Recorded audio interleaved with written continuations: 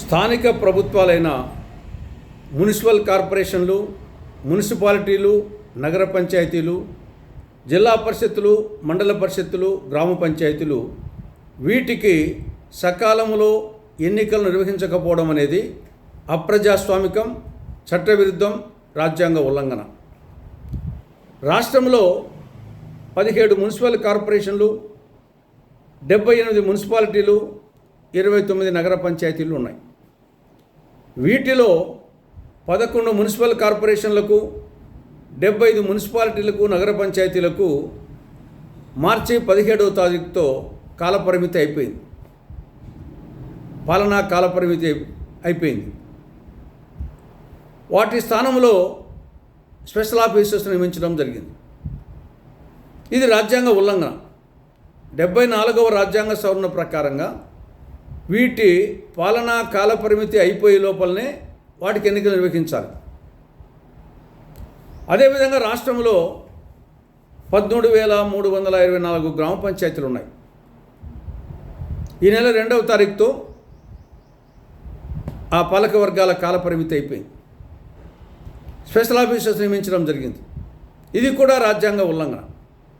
73వ రాజ్యాంగ సవరణ ప్రకారంగా వీటి కాలపరిమితి అయిపోయే లోపలనే ఎన్నికలు నిర్వహించాలి గ్రామ పంచాయతీలు. ఆ విధంగా రాజ్యాంగ ఉల్లంఘన జరిగింది. రాష్ట్రంలో 13 జిల్లా పరిషత్తులు, 688 మండల పరిషత్తులు ఉన్నాయి. వీటి కాలపరిమితి ఈ సంవత్సరం సెప్టెంబర్ 24తో ముగుస్తుంది. ఇప్పుడు ఏప్రిల్లో ఉన్నాం. కానీ ఎన్నికలు సకాలంలో నిర్వహించేందుకు ఏమాత్రం ప్రయత్నాలు జరగడం లేదు. కాబట్టి స్థానిక ప్రభుత్వాలకు వాటి కాలపరిమితి అయ్యే లోపల సకాలంలో ఎన్నికలు నిర్వహించకపోవడం అనేది అది రాష్ట్ర ప్రభుత్వం దృష్ట్యా కానీ, రాష్ట్ర ఎన్నికల కమిషన్ దృష్ట్యా కానీ ఇది అప్రజాస్వామికం, చట్టవిరుద్ధం, రాజ్యాంగ ఉల్లంఘన. అంతేకాకుండా కేంద్ర ప్రభుత్వం నుండి రావాల్సిన గ్రాంట్లు నిలిచిపోతాయి స్థానిక ప్రభుత్వాలకు. ఆ విధంగా ఆర్థికంగా రాష్ట్రం దెబ్బతింటుంది, స్థానిక ప్రభుత్వాలు దెబ్బతింటాయి. కాబట్టి ఇక ఏమాత్రం ఆలస్యం చేయకుండా రాష్ట్ర ఎన్నికల కమిషను, రాష్ట్ర ప్రభుత్వము ఇప్పటికే కాలపరిమితి అయిపోయినటువంటి మున్సిపల్ కార్పొరేషన్లకు, మున్సిపాలిటీలకు, నగర పంచాయతీలకు, గ్రామ పంచాయతీలకు త్వరగా ఎన్నికలు నిర్వహించేటందుకు ప్రయత్నాలు చేయాలని, అదేవిధంగా సెప్టెంబర్ 24తో కాలపరిమితి ముగియబోతున్న జిల్లా పరిషత్తులకు, మండల పరిషత్తులకు కాలపరిమితి ముగిసేలోపు ఎన్నికలు నిర్వహించే ప్రయత్నాలు చేయాలని కాంగ్రెస్ పార్టీ డిమాండ్ చేస్తూ ఉంది. ఇక రెండవ అంశం మొక్కజొన్న రైతులు. రాష్ట్రంలో మొక్కజొన్న రైతులు అల్లాడిపోతూ ఉన్నారు. రాష్ట్ర వ్యాప్తంగా ఈ రబీ సీజన్లో 12,07,500 ఎకరాల్లో మొక్కజొన్న వేశారు. 37,61,000 మెట్రిక్ టన్నుల దిగుబడి వచ్చింది. ఒక్కొక్క ఎకరాకు ఖర్చు 50,000 నుంచి 70,000 రూపాయల వరకు అవుతుంది. కేంద్ర ప్రభుత్వం ఏమో ఎంఎస్పి కనీస మద్దతు ధర క్వింటాలకు 2,400 రూపాయలుగా ప్రకటించింది. ప్రకటించి లాభమేమి? కొనుగోలు కేంద్రాలు తెరిచి కొంటే కదా. ఒక్క కొనుగోలు కేంద్రం తెరవలేదు. ఆల్రెడీ పంట చేతికి వచ్చింది, కొనుగోలు కేంద్రాలు తెరవలేదు. వ్యాపారస్తులేమో క్వింటాలు 1,500, 1,700కు అడుగుతున్నారు. ముందు అడిగేవారు లేరు. ఆ అడిగినా కానీ క్వింటాలు 1,500, 1,700. అంటే ఒక్కొక్క క్వింటాల్ మీద రైతు దాదాపు 900 రూపాయలు నష్టపోతున్నాడు.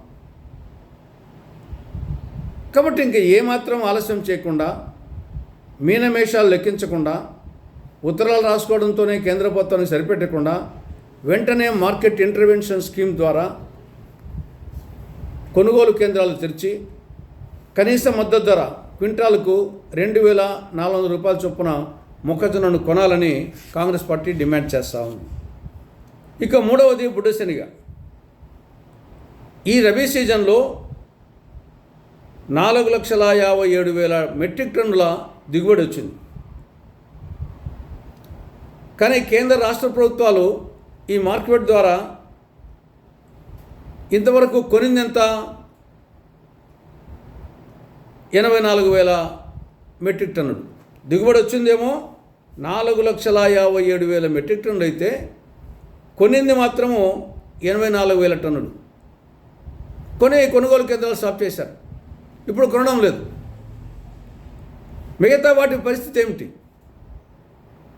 మినిమం సపోర్ట్ ప్రైస్ ఏమో క్వింటాలకు 5,875 రూపాయలు.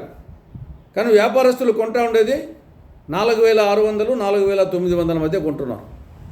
అంటే క్వింటాలకు 1,000 రూపాయలు నష్టపోతున్నారు. కాబట్టి ఆల్రెడీ మూసివేసినటువంటి బుడ్డ శనగ కొనుగోలు కేంద్రాలను వెంటనే తెరవాలని, రైతుల వద్ద నుండి ఎంఎస్పీ రేటుకు కొనాలని కాంగ్రెస్ పార్టీ డిమాండ్ చేస్తూ ఉంది. అదేవిధంగా ఇప్పటికే రైతుల వద్ద నుండి కొనుగోలు చేసిన రైతులకు వాళ్ళ అకౌంట్స్లో ఇంతవరకు డబ్బులు వేయలే. 4 రోజులుగా వస్తూ ఉంది, వాళ్ళ అకౌంట్స్లోకి ఖాతాలోకి డబ్బు రాలేదు. ఓవైపు కొనుగోలు కేంద్రాలు మూసేశారు, రెండో వైపు ఆల్రెడీ కొన్నటువంటి రైతులకు వాళ్ళ అకౌంట్స్లోకి డబ్బు వేయలేదు.